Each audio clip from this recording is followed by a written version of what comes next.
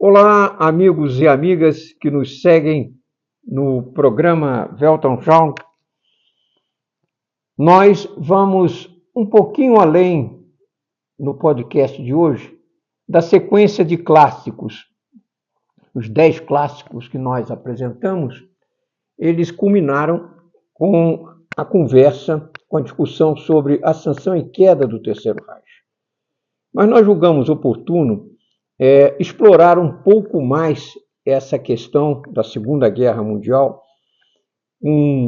uma perspectiva um pouco mais ampla, porque é um assunto que ocupou um espaço, chamou a atenção da opinião pública, da imprensa nos últimos dias, por ocasião da comemoração dos 80 anos do encerramento desse conflito que foi o maior da história e que moldou a ordem internacional que vige, bem ou mal, incompleto ou não, questionado ou não, que vige até hoje. Nós julgamos, então, importante voltar a explorar um pouco mais esse assunto da Segunda Guerra Mundial. Nós tivemos, nesses dias, nos dias dessa comemoração, nas últimas semanas, duas colocações bastante polêmicas que vieram à tona, como nós dissemos, nessa comemoração dos 80 anos. Duas posições bastante polêmicas. Uma do presidente da Rússia, Vladimir Putin, explorando uma comemoração na Praça Vermelha, do encerramento da guerra, uma data completamente inadequada à realidade dos fatos, ao passado. Nós vamos voltar a esse assunto, passado. Dia 9 de maio de 1945, a guerra já havia terminado na Europa. O armistício assinado com o governo alemão, com a entidade política que comandava as forças armadas alemãs em maio de 1945, era chefiado pelo almirante Dosner, depois da morte de Hitler, no dia 30 de abril. Foi esse governo a única instância legal que enquadrava as forças armadas alemãs que assinou no dia 7 de maio de 1945 uma rendição incondicional aos aliados, inclusive assinada também pelo delegado soviético. E ao primeiro minuto do dia 8 de maio entrou em vigor essa rendição. Então, o fato de Stalin ter obrigado uma nova assinatura no dia 9 em Berlim, não empata, não coincide com os fatos históricos. E é essa data que é usada pela Rússia até hoje para comemorar a sua vitória, não junto aos aliados da Segunda Guerra Mundial, mas comemorar a sua vitória na chamada Grande Guerra Patriótica. Então, é importante, primeiro, nós colocarmos em relevo esse posicionamento dos últimos dias, que embute um erro muito grande, no qual muitas pessoas e até autoridades, inclusive nossas, incidem e acabaram aderindo inadvertidamente. A segunda colocação, de um outro lado, por um outro lado, foi do presidente americano, Donald Trump, numa declaração surpreendente para militares americanos no Oriente Médio, disse que os Estados Unidos ganharam a Segunda Guerra Mundial, inclusive se referindo de uma maneira depreciativa a respeito de uma grande aliada dos Estados Unidos, que é a França. Ninguém ganhou a Segunda Guerra Mundial sozinho. Ninguém, nem os Estados Unidos. Se não houvesse um Churchill na Inglaterra fazendo o seu país praticamente sozinho resistir à Alemanha em 1940, se de Gaulle não tivesse levantado uma resistência francesa a partir de Londres, uma resistência que começou a transmitir informações, sabotar e mobilizar a sociedade francesa no restante das suas forças para resistir àquele abuso que a França veio sofrendo, se as monarquias da Noruega, da Holanda não tivessem fugido para a Inglaterra, se não houvesse uma resistência moral à invasão e ao esbulho nazista na Europa ocupada, não teria havido dia D, não teria havido desembarque na Normandia, não teria o que recuperar para as democracias e para a liberdade dos povos, porque aí sim a Europa teria se tornado uma grande fortaleza sob o controle da Alemanha, da Inglaterra até os Urais.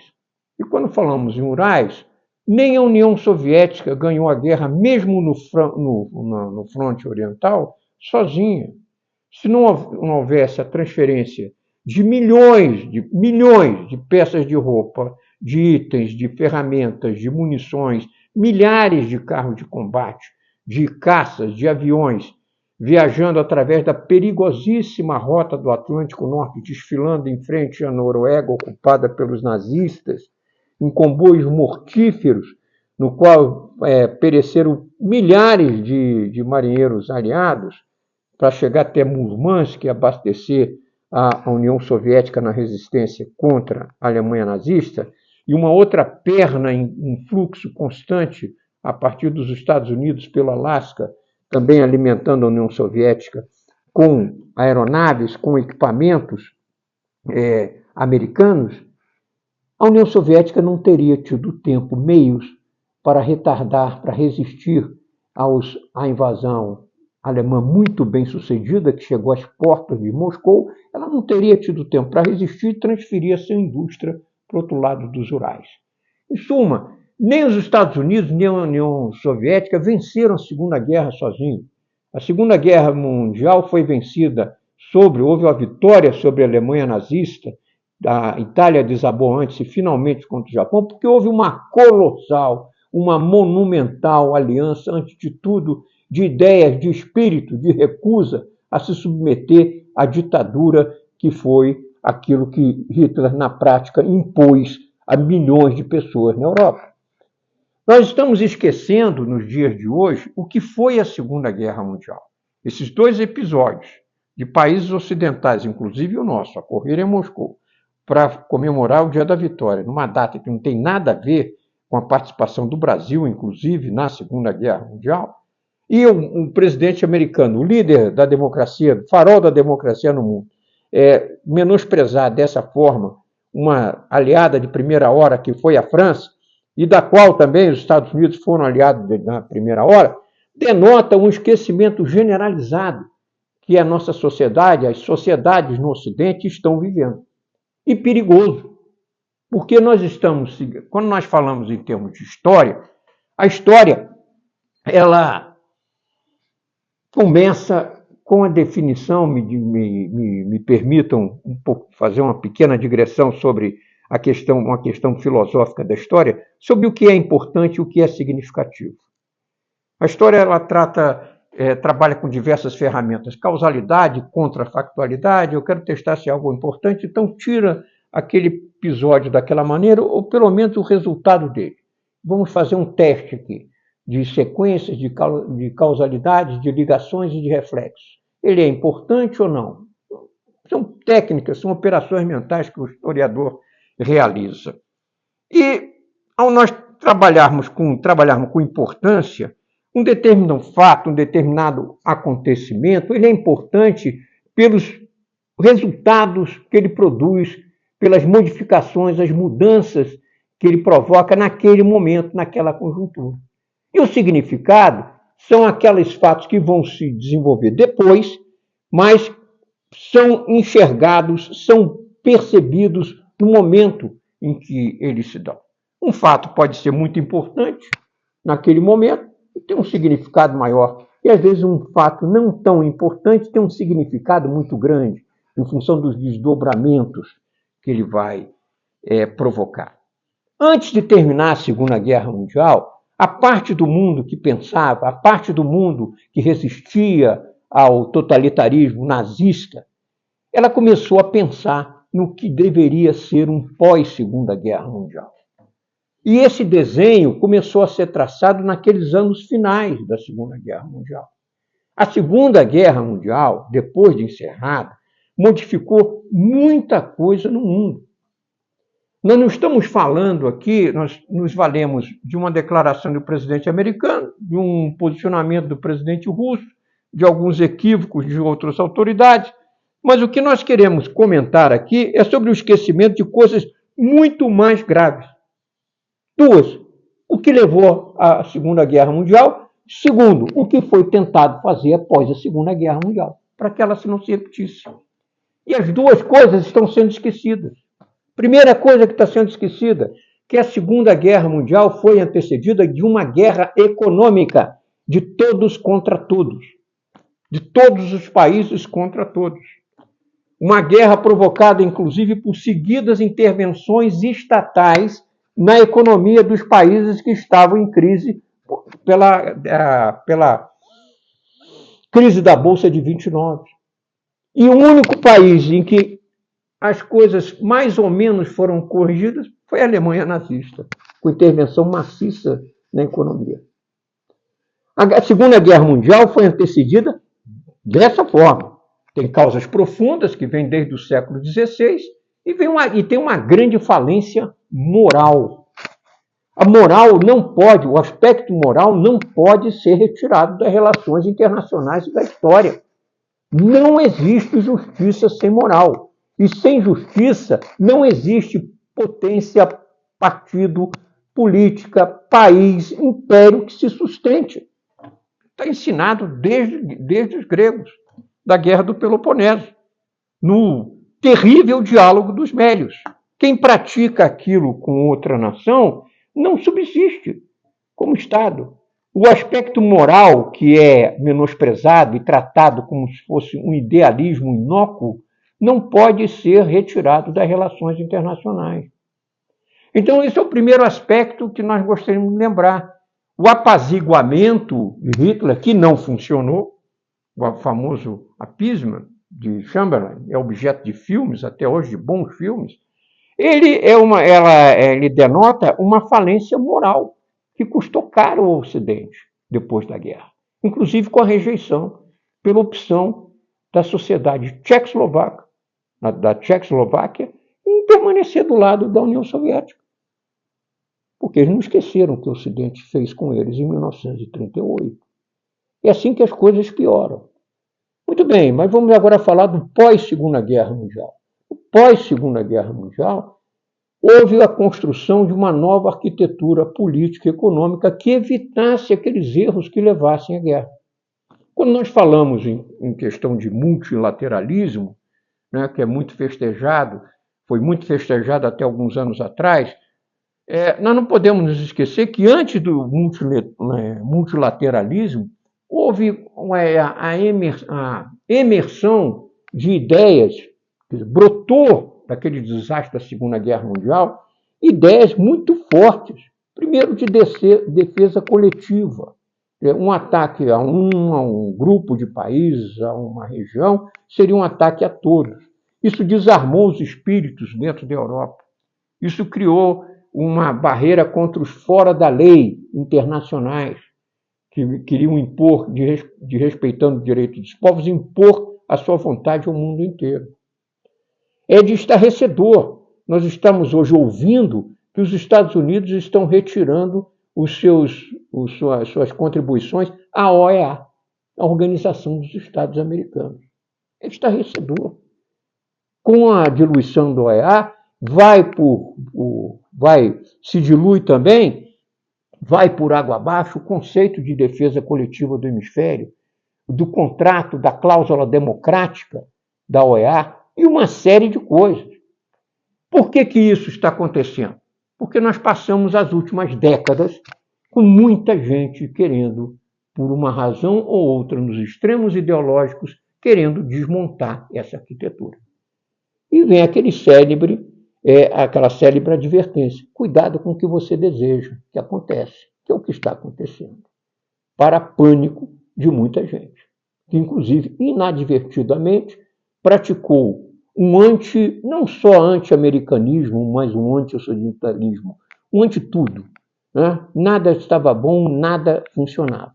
E realmente as questões a esse não funcionamento, os questionamentos sobre o funcionamento adequado a dessas instituições, ONU, FMI e tudo mais, levaram agora a que aqueles que deviam defender essas instituições se juntassem aos inimigos delas, simplesmente deixando de ser o que era. É o estado onde nós estamos, pelo esquecimento da Segunda Guerra Mundial, do que ela, como ela surgiu e o que ela procurou produzir. A Segunda Guerra Mundial colocou a guerra fora da lei. Quem iniciasse uma guerra, quem invadisse outro país, podia até invadir, porque faltariam sempre às nações, membros da Organização das Nações Unidas, meios para intervir diretamente. Um monte de guerras eclodiram. Mas o ônus moral, o ônus político, passou a ser do agressor, sem dúvida. E isso está deixando de ficar claro nesse momento com a guerra da Ucrânia. Porque nós estamos esquecendo o que foi a Segunda Guerra Mundial. E por que ela foi travada e levada até as últimas consequências para que aquilo não se repetisse. Porque ao aspecto político internacional, das relações internacionais, está sendo esquecido o aspecto moral. Mas também existe um outro aspecto que ajuda ao entendimento dessa perda de memória. Vamos ver alguma coisa sobre a interpretação da Segunda Guerra Mundial. Nós temos uma literatura enorme a respeito da guerra. Nós temos a visão, aqui eu tenho um exemplar da Folha de São Paulo, no 70º aniversário da Segunda Guerra Mundial, muito bem feito, né, sobre as origens da guerra. Consolida, é uma consolidação, digamos assim, objetiva das razões da guerra e por que ela eclodiu. Mas tem um exemplar, um tema, que surgiu no início dos anos 60, colocado por esse historiador, A.G.P. Taylor, em que ele escreveu um livro famoso sobre as origens da Segunda Guerra Mundial. Tão famoso e gerou tanta polêmica que foi publicado em 1986 uma coletânea de ensaios discutindo o livro de Taylor, que foi um escândalo de revisionismo, no qual esse autor inglês simplesmente disse que Hitler seria apenas mais um dirigente alemão, mais um dirigente da Alemanha que provocou a Segunda Guerra Mundial inadvertidamente, sem ter intenção de fazê-lo de uma maneira deliberada. Né? O livro de Taylor, da origem da Segunda Guerra Mundial, provocou a sua demissão da Universidade de Oxford, gerou uma grande polêmica internacional e oportunizou a revisão da revisão. Nessa coletânea, que inclusive tem um excelente ensaio de Paul Kennedy, famoso autor de Ascensão e Queda das Grandes Potências. O que nos cabe alertar aqui nessa conversa? O passado não se muda. O que mudam são as interpretações, as reconstruções sobre o passado. Não podemos alterar o passado. O passado não muda porque o passado acabou. O passado acabou, é finito. O que existe é o presente, no qual nós tomamos ações, nós tomamos decisões, nós praticamos atos certos e errados, mas com vistas ao futuro. O passado acabou, o passado não existe. Então eu não posso modificar o passado. O que eu devo fazer, e não faço só com a história, é a reconstrução desse passado, com vistas ao entendimento do como chegamos ao atual estado de coisas, para o bem ou para o mal. Esse é o trabalho da história, mas não só da história. A história vai lidar com os acontecimentos, os fatos, as ligações, as correlações, as causalidades, a cronologia, mas ela só faz esse trabalho acompanhado da sociologia, da antropologia, com filólogos, com paleontólogos, quando nós vamos mais atrás para decifrar textos, com arqueologia. Então, a reconstrução do passado é um trabalho complexo, que interessa à sociedade, de qualquer momento, e essa reconstrução varia à medida que o meu conhecimento se expande. A história, ela anda para frente à medida que ela retroage em termos de obtenção de dados. Quanto mais dados ela obtém, ela cria uma nova configuração e também as sociedades, num determinado momento, têm outros interesses, têm outras visões. Mas a reconstrução da história não pode desconsiderar a concretude que o passado cria na forma de relações entre as pessoas, de miscigenações, de abertura de rotas, de ocupação de espaços, de fronteiras e assim por diante. O passado produziu resultados que estão plasmados na realidade atual.